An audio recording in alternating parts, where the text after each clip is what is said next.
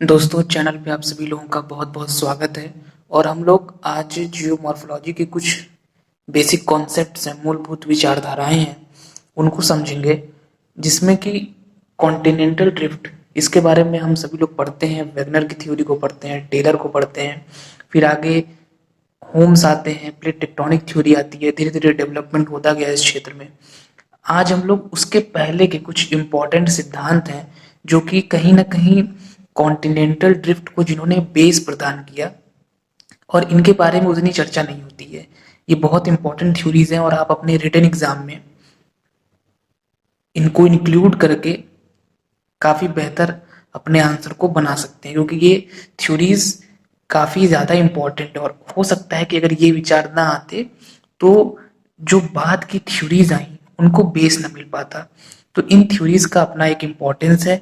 इसमें हम लोग आज देखेंगे अब्राहम ऑर्टेलियस को, एंटोनियो स्नाइडर और रॉबर्ट मैक्डोनी।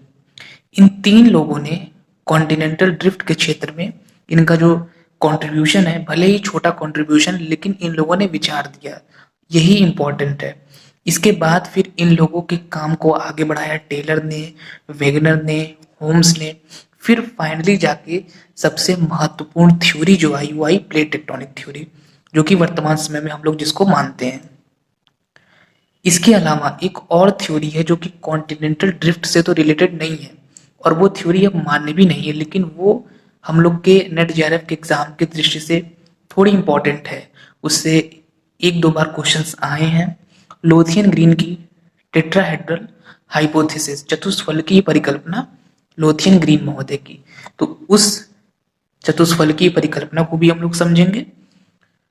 और उससे हालांकि रिलेटेड क्वेश्चन जो है, एक बार आया था कि चतुष्फलकी की परिकल्पना का प्रतिपादन किसने किया था। तो सिंपल क्वेश्चन आया था, लेकिन फिर भी हम लोग उसको थोड़ा सा अच्छे से समझ लेंगे कि क्या वो कहना चाह रहे थे, क्या उनका विचार था। और अगर आप मास्टर्स या ग्रेजुएशन में है तब तो ये बहुत इंपॉर्टेंट क्वेश्चन है। ये अक्सर आता है लोथियन ग्रीन का मॉडल लिखने के लिए रिटेन एग्जाम में, और बाकी हम लोग के नेट जेआरएफ में कभी कभी आ जाता है। तो चलिए हम लोग शुरू करते हैं। सबसे पहले हम लोग स्टार्ट करेंगे जो हम लोग के सिद्धांत हैं कॉन्टिनेंटल ड्रिफ्ट से संबंधित। इसको पहले हम लोग कंप्लीट कर लेते हैं, फिर हम लोग जो जिसको हम लोग को थोड़ा सा अच्छे से समझना है, लोथियन ग्रीन महोदय की थ्योरी, उस पे हम लोग आएंगे। सबसे पहला नाम है अब्राहम ऑर्टेलियस का। अब्राहम ऑर्टेलियस महोदय जो थे, अब्राहम ऑर्टेलियस जिनका जन्म 1527 में होता है और 1598 में इनकी डेथ हो जाती है, ये इनका जीवन काल है। और ये थे बेल्जियम के। ये एक बहुत ही इंपॉर्टेंट कार्टोग्राफर थे, मानचित्रकार थे। और इनकी बहुत ही एक फेमस रचना आती है, इनकी कृति है theatre of the world, Theatrum Orbis Terrarum, और इसको इंग्लिश में हम कहेंगे थिएटर ऑफ द वर्ल्ड। ये इनकी बहुत ही एक इम्पॉर्टेंट रचना है, और इसको फर्स्ट मॉडर्न एटलस माना जाता है विश्व भर में। तो आप इसका इंपॉर्टेंस समझ सकते हैं इस वजह से। अब्राहम ऑर्टेलियस का महत्व ये है कि अब्राहम ऑर्टेलियस ऐसा माना जाता है कि ये पहले व्यक्ति थे जिन्होंने सबसे पहले जो पेंजिया का कॉन्सेप्ट है, जिसको हम लोगों ने पढ़ा है वेगनर में अच्छे से, उस पेंजिया के कॉन्सेप्ट को एक तरीके से कह सकते हैं, उन्होंने पेंजिया शब्द की बात नहीं की थी, लेकिन वो विचार कहीं ना कहीं सबसे पहले अब्राहम ऑर्टेलियस का ही माना जाता है। ये पहले विद्वान माने जाते हैं जिन्होंने ये कंसीडर किया कि जो आज हम कॉन्टिनेंट्स की स्थिति देख रहे हैं, ये स्थिति पहले ऐसी नहीं थी। इनका बिलीव था कि पहले ये सभी के सभी जो कॉन्टिनेंट्स हैं ये ज्वाइन रहे होंगे, जब उनमें प्रवाह हुआ उससे पहले ये एक में रहे होंगे। ये फर्स्ट पर्सन माने जाते हैं अब्राहम ऑर्टेलियस। तो पेंजिया का जो कॉन्सेप्ट आया वो इनके इस थॉट से आया, अब्राहम ऑर्टेलियस के। इसलिए कॉन्टिनेंटल ड्रिफ्ट में इनका बहुत बड़ा योगदान है। आप सोचिए कि 1570s में उस टाइम पर इन्होंने ये बात बता दी थी। इतना इनके बारे में सफिशियंट है कि इन्होंने सबसे पहले जो पेंजिया का कॉन्सेप्ट है उसकी बात की। पेंजिया वर्ड नहीं दिया, ऐसा नहीं कि इन्होंने पूरा पेंजिया पे थ्योरी दे दी, ये सारी कार्य इन्होंने नहीं की। ये काम तो बाद में जब आए वेगनर महोदय, उन्होंने प्रॉपर थ्योरी दी, लेकिन थॉट इनका था। और सबसे पहले इन्होंने 1570s के आसपास ही बता दिया था कि ये कॉन्टिनेंट्स ज्वाइंट रहे होंगे, लेकिन उनके विचारों को उतना महत्व नहीं मिला क्योंकि प्राचीन समय में कॉन्टिनेंट में ड्रिफ्ट होता है इसके बारे में लोग सोचते ही नहीं थे। लोग कॉन्टिनेंट्स इन सबको स्टेबल मानते थे, ये किसी के में थॉट ही नहीं आया। तो आप सोच सकते हैं कि उस समय इस तरीके की सोच विकसित हो चुकी थी कुछ विद्वानों की, जिनमें अब्राहम ऑर्टेलियस एक इम्पॉर्टेंट व्यक्ति थे। इसके बाद बहुत काफी समय बीत जाता है। 1570 के बाद आता है 1858। 1858 में एंटोनियो स्नाइडर, जिनका पूरा नाम है एंटोनियो स्नाइडर पेलेग्रिनी, फ्रांस के विद्वान, एक फ्रांस के जियोग्राफर और साइंटिस्ट।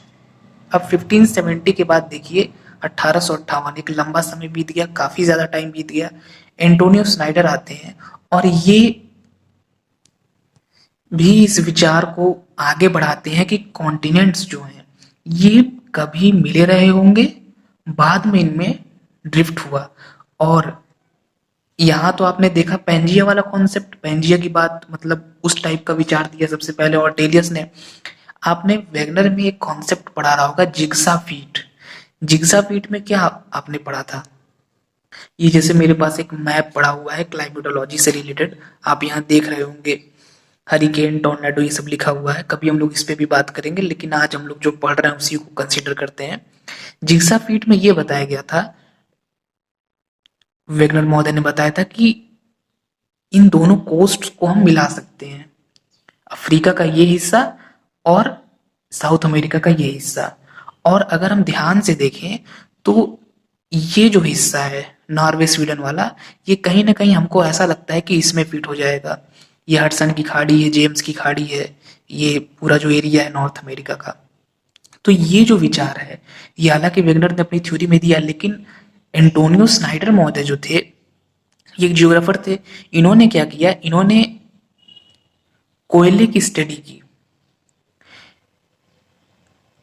कोयले की तहों में जो वेजिटेशन के कुछ फॉसिल्स इनको मिले, fossils of vegetation in coal layers, कोयले की लेयर्स में कुछ जीवाश्म मिले वनस्पतियों के। तो इन्होंने यहाँ पे वैसी ही स्टडी की यूरोप में, और सेम स्टडी इन्होंने की नॉर्थ अमेरिका में।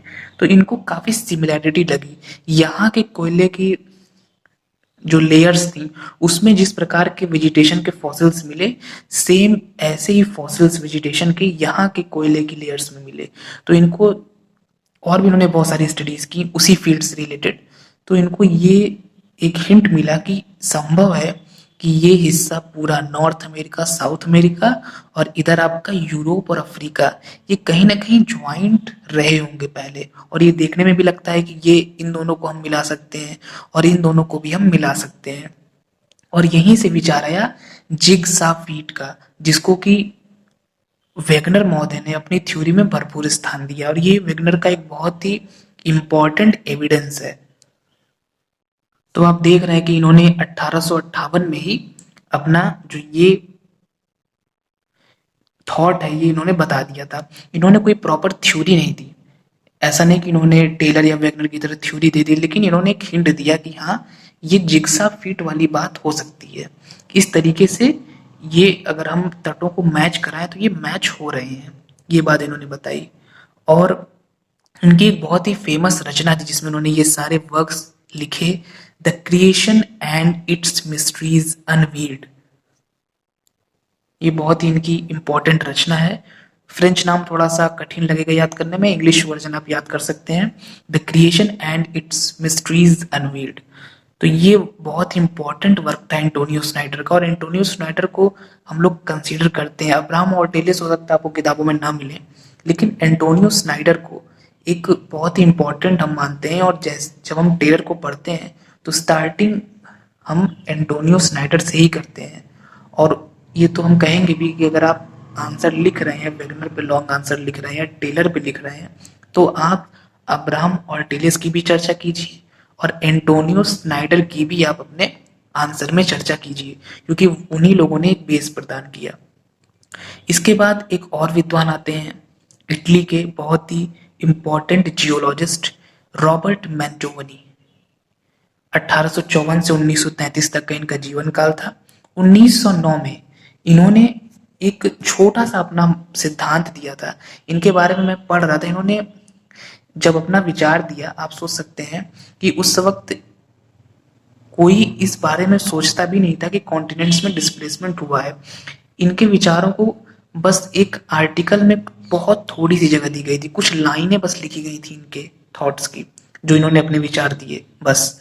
तो इन्होंने थोड़ा सा प्रयास किया था, आर्टिकल्स में कुछ जगहों पे कुछ लाइनें आई, फिर कुछ जगहों पे कुछ लाइनें आई, लेकिन एक आइडिया इन्होंने भी दिया। और इन्होंने सबसे पहले ये बताने का प्रयास किया था कि ये कॉन्टिनेंट रहा होगा, सभी ज्वाइंट रहे होंगे, और बाद में उसी से फिर सभी टूटे, और आज की जो हम कंडीशन देख रहे हैं ये है।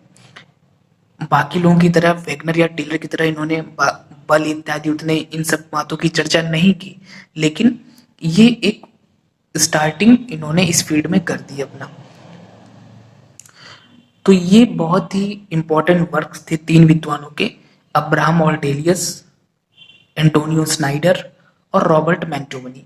अगर एक हम समरी के रूप में देखें तो समरी बस यही है इन तीनों विद्वानों की कि हम जो आज प्लेट टेक्टोनिक थ्योरी पढ़ते हैं, प्लेट टेक्टोनिक थ्योरी से पहले एक थ्योरी आई थी होम्स की थ्योरी, उसने प्लेट टेक्टोनिक को बेस प्रदान किया। होम्स से पहले एक थ्योरी आई थी वेगनर की, उसने होम्स को बेस दिया। हालांकि वेगनर का विरोध किया होम्स ने, लेकिन कहीं ना कहीं बेस भी होम्स को वहीं से मिला।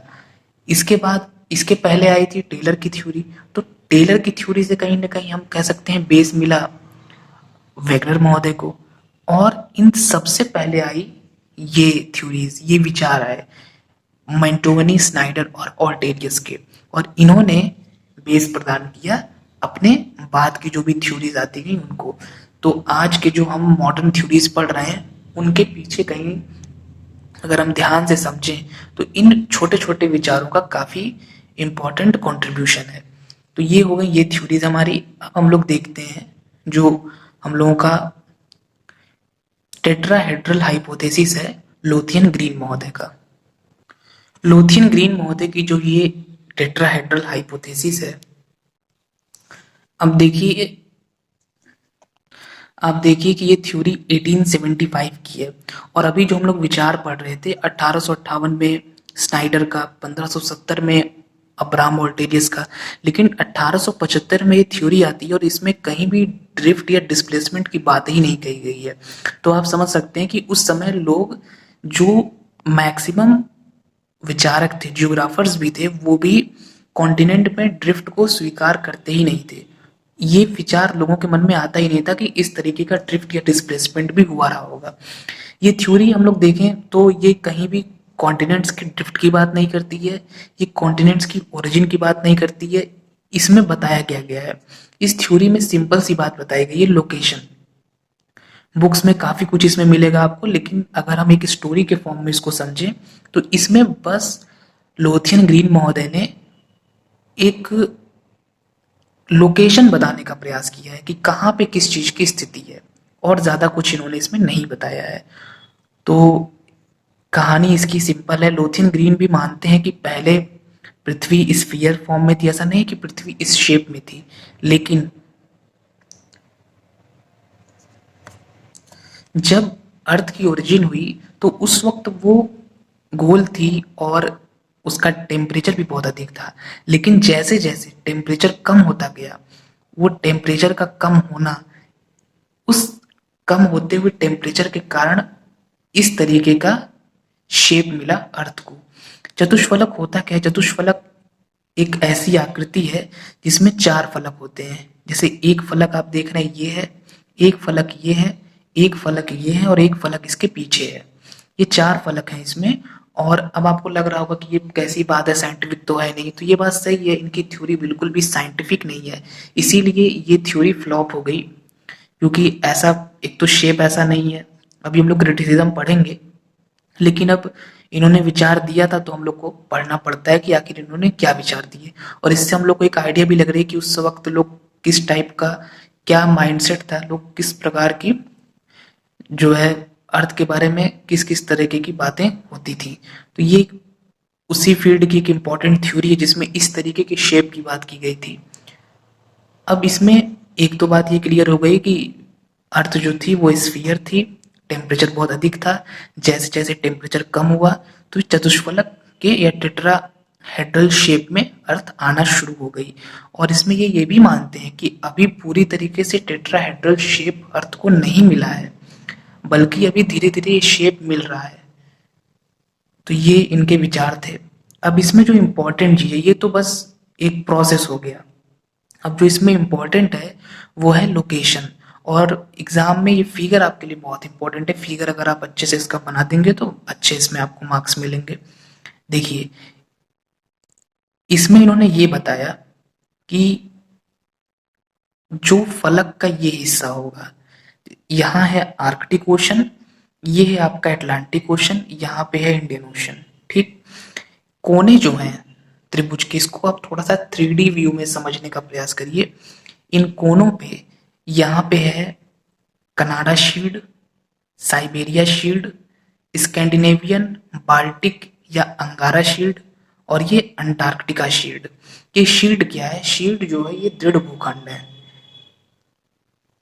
ये जो मैंने ब्राउन कलर से दिखाया है ये आपके दृढ़ भूखंड हो गए। कनाडियन या कनाडा शील्ड कह सकते हैं इसको, साइबेरिया शील्ड, स्कैंडिनेवियन, बाल्टिक या अंगारा शील्ड, और अंटार्कटिका शील्ड।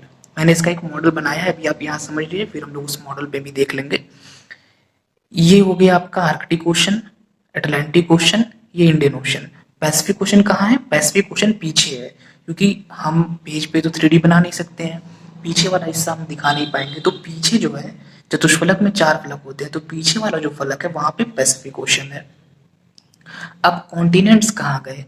तो यहाँ पे इस रेखा के सहारे नॉर्थ अमेरिका, साउथ अमेरिका है, इस वाली रेखा के सहारे यूरोप एंड अफ्रीका है, और इस वाली रेखा के सहारे एशिया एंड ऑस्ट्रेलिया है। ये इनकी लोकेशन है। अब जैसे अगर हम इस मॉडल में समझें, बहुत अच्छा मॉडल तो नहीं बन पाया है, लेकिन फिर भी आप लोग को बहुत अच्छे से ये समझ में आएगा, क्योंकि जब हम बुक्स का फिगर पढ़ते हैं तो ये मॉडल बिल्कुल भी समझ में नहीं आता कि लोथेनग्रीन कहना क्या चाह रहे थे। लेकिन जब हम लोग इसको इस तरीके का 3D मॉडल में समझेंगे तो आसानी से हमारा ये क्लियर हो जाएगा। जैसे कि ये देखिए, ये है हमारा आर्कटिक ओशन।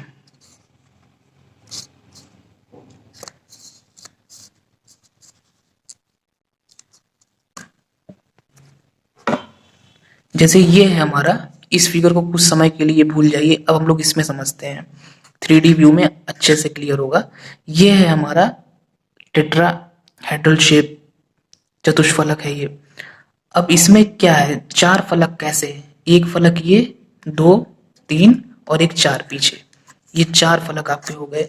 अब क्या इन्होंने बताया, इसको समझना है हम लोगों को। आर्कटिक ओशन ऊपर हो गया, इधर आपका हो गया इंडियन ओशन, इधर अटलांटिक ओशन, और पीछे है आपका पैसिफिक ओशन। ये इधर पीछे Pacific, Arctic, Indian and Atlantic, ये ठीक है। पीछे वाला हम लोग देख नहीं पा रहे थे इस फिगर में, क्योंकि ये तो 3D है नहीं। अब ये देखिए, ये जो मैंने ब्लू कलर से किया है, यहाँ कलर थोड़ा नहीं हो पाया सही से, ये रिजिड मास है। जैसे कि ये वाला क्या है, अगर आप इसको इसी पे रख दें इस तरीके से, तो देखिए ये आपका हो गया कनाडा शील्ड, ये हो गया आपका साइबेरिया शील्ड, ये स्कैंडिनेवियन, बाल्टिक या अंगारा शील्ड, ये अंटार्कटिका शील्ड, ये हो गया आपका आर्कटिक ओशन, ये हो गया आपका अटलांटिक ओशन, ये हो गया आपका इंडियन ओशन। ठीक है, अब इसके सहारे, इस वाली रेखा के सहारे नॉर्थ अमेरिका, साउथ अमेरिका विस्तृत हैं, फैले हुए हैं। यहाँ पे आपका है एशिया एंड ऑस्ट्रेलिया, और ये जो बीच वाला ये है, यहाँ पे यूरोप एंड अफ्रीका का विस्तार है। Europe and Africa, north America and south America, and Asia and Australia, Atlantic ocean, Indian ocean, Arctic ocean, पीछे की ओर पैसिफिक ओशन। और सिंपल है, क्योंकि हम लोग जानते भी हैं नॉर्मली कि जो हम लोगों का नॉर्थ अमेरिका, साउथ अमेरिका है और यूरोप और अफ्रीका है, तो इन दोनों के बीच में तो अटलांटिक वैसे भी है, वही चीज यहाँ भी है। यूरोप और अफ्रीका, इधर नॉर्थ अमेरिका, साउथ अमेरिका, तो इन दोनों के बीच में कौन सा हुआ? अटलांटिक हुआ।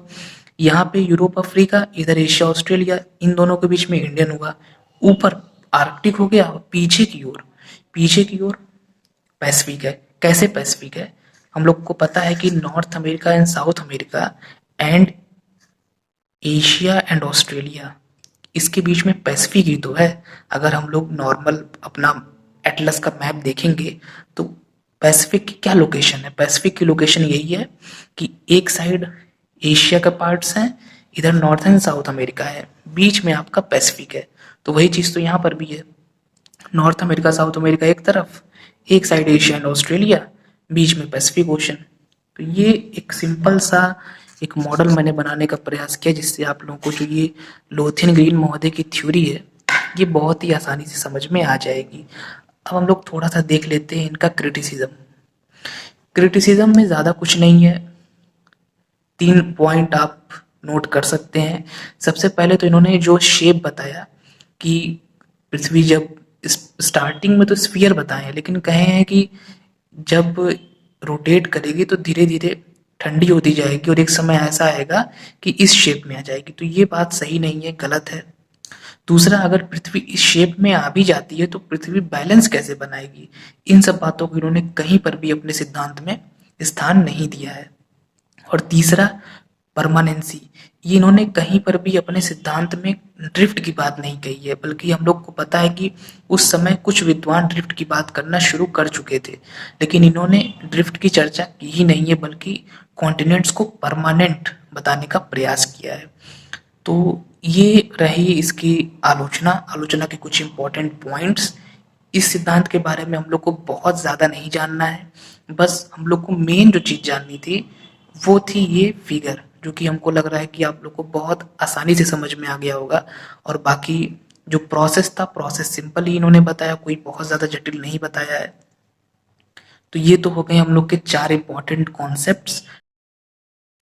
दोस्तों, जो टेट्राहेड्रल हाइपोथेसिस अभी हम लोगों ने देखी उसमें कुछ इंपॉर्टेंट पॉइंट हैं, इसको आप नोट कर सकते हैं, जो कि लोथेन ग्रीन महोदय ने अपने सिद्धांत में बताए थे। इसमें ज़्यादा कुछ नहीं समझना है, बस ये रटने वाले पॉइंट्स हैं जो कि आपको अपने आंसर में ऐड करने पड़ेंगे।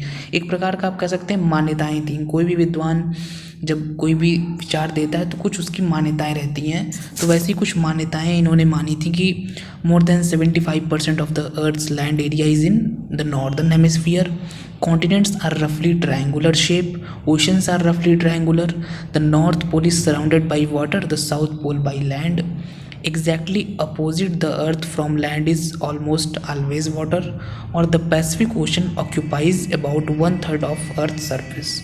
सिंपल है, जो प्रशांत महासागर है वो 1/3 हिस्से को घेरे हुए है। अर्थ पे अगर हम देखें तो लैंड और वाटर एक दूसरे के एग्जैक्टली अपोजिट हमको इनकी लोकेशन देखने को मिलती है। जो नॉर्थ पोल है वो वाटर के सराउंडेड है, वहीं साउथ पोल लैंड के सराउंडेड है। ये चीज़ भी हम लोग देख सकते हैं कि नॉर्थ में जो कि आर्कटिक ओशन है, साउथ में अंटार्कटिका है। ओशंस आर रफली ट्रायंगुलर और कॉन्टिनेंट्स आर रफली ट्रायंगुलर।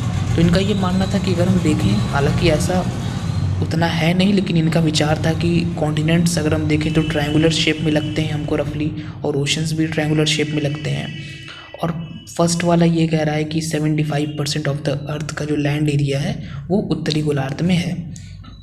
तो ये इनके कुछ इसमें इम्पोर्टेंट पॉइंट्स थे, और इस तरीके से ये हम लोग का यहाँ पे समाप्त होता है चैप्टर। हम लोगों ने अच्छे तरीके से जो कुछ छोटे छोटे इंपॉर्टेंट कॉन्सेप्ट्स थे इनको समझ लिया, और इनका आप अपने आंसर्स में बहुत अच्छे तरीके से यूज़ कर सकते हैं। तो फिलहाल इस अध्याय में इतना ही। नेक्स्ट हम लोग किसी और इम्पॉर्टेंट मॉडल या थ्योरी को समझेंगे। Thank you friends.